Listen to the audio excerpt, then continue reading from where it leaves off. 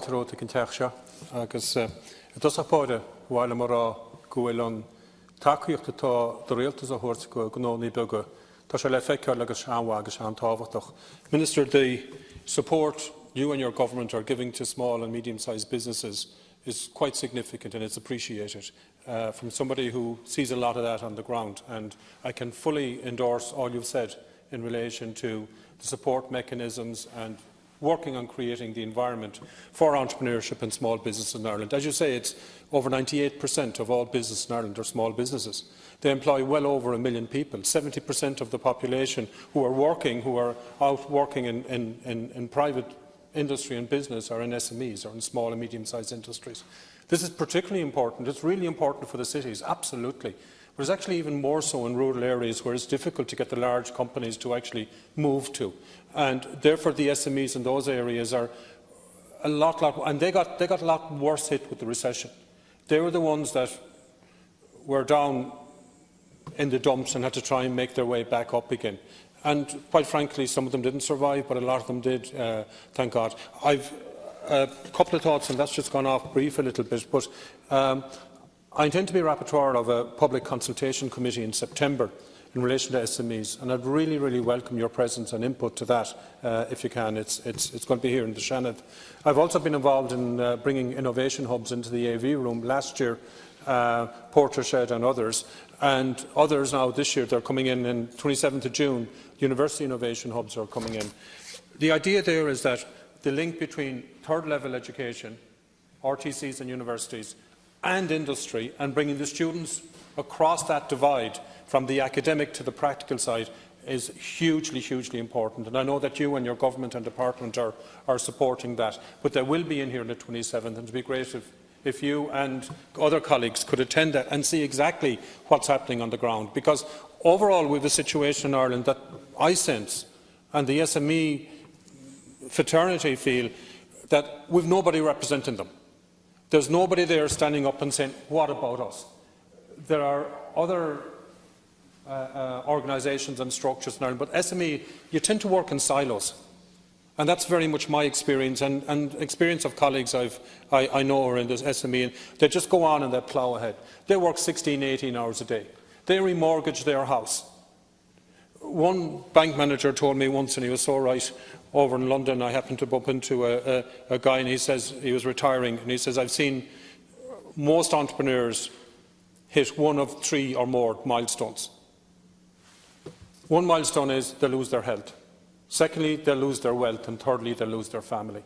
And that's because of their focus, Chair, into really so determined in building this business and this passion they have for their business.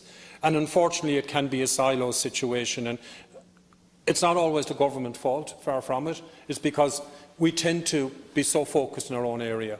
And we need to actually grow out of that. But we would like government, not saying financial support, but help us create the environment and the culture within which actually we go expand more and more out of that. And I know there's a lot been done through Enterprise Ireland, particularly in relation to female entrepreneurship. There's been significant focus by the CEO and the team at Enterprise Ireland in relation to developing that. And Enterprise Ireland are one of our greatest assets in relation to helping Irish companies export, and that's their focus, that's their raised on debt. But we have thousands of SMEs. We've about 240,000 SMEs in Ireland altogether. The vast majority of those do not qualify for Enterprise Ireland support.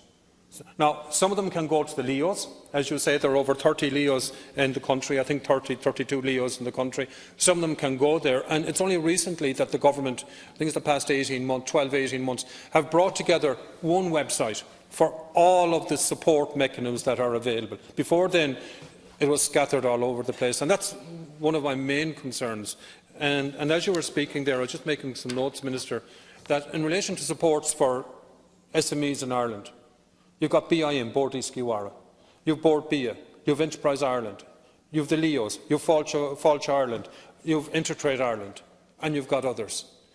We need to get it and continue to try and get the greater joined-up thinking in relation to that we're all fully on the one page. A website is helpful, but it's only the starting point. It's only the brochure part of it.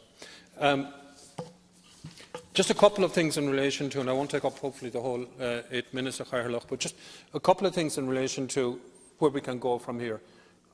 I remember being at a function that your colleague, former Taoiseach Enda Kenny, was at, and he was speaking in 2011 or 2012, and he was saying he wanted to leave his mark and government's mark on Ireland in it being the best small country in the world to do business in. Now, it's going in the right direction very strongly, Minister, but let's keep that push on. Let's not forget, let's keep SMEs, small business, at the forefront, because they're the ones who pay the taxes, they're the ones who do the blood, sweat and tears, they're the ones who take the risk in relation to their wealth, their family and their health. A couple of areas I think that might be worth considering, Minister, and they're not in any order of importance, they're all equally important. Roughly over 50% of SMEs in Ireland survive 5 years or more. We'd say, well, why is that? A couple of reasons. Lack of capital, lack of resources, and quite frankly, lack of knowledge. A big issue they still have is PGs, personal guarantees to banks. And particularly after the recession, the last thing an entrepreneur wants to do is to put their family home on the line. I would strongly urge you or ask you to, if there was nothing else out of this, but if you could encourage the banks to say, look, move like Germany, move like France, move like the UK, and get rid of these personal guarantees, and like in the US, so that the banks together go step in step with the entrepreneur and taking a risk, rather than putting that extra layer of significant stress on them, whereby that level of pressure is counterproductive in relation to their ability to think clearly and carry out their business. In relation to growth, that's just survival. In relation to growth, management skills are an issue. And a big problem with the management skills is that five more leis na skillan na banisteachta.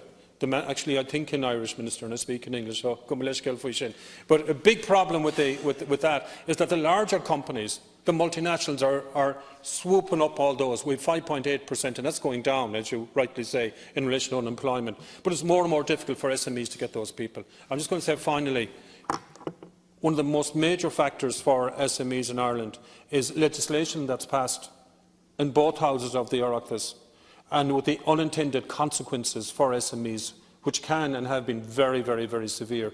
And I'd suggest, Minister, is it possible that maybe at committee stage, that a cause and effect or the unintended business consequences on SMEs be considered on all pieces of legislation?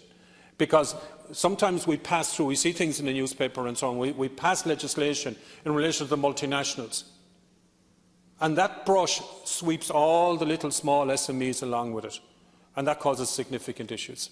So, I fully endorse and fully support you and the government in your efforts. You're making a great effort, really appreciate it. I'm just suggesting let's keep it going and let's make Ireland the best country in the world, little country in the world for SMEs.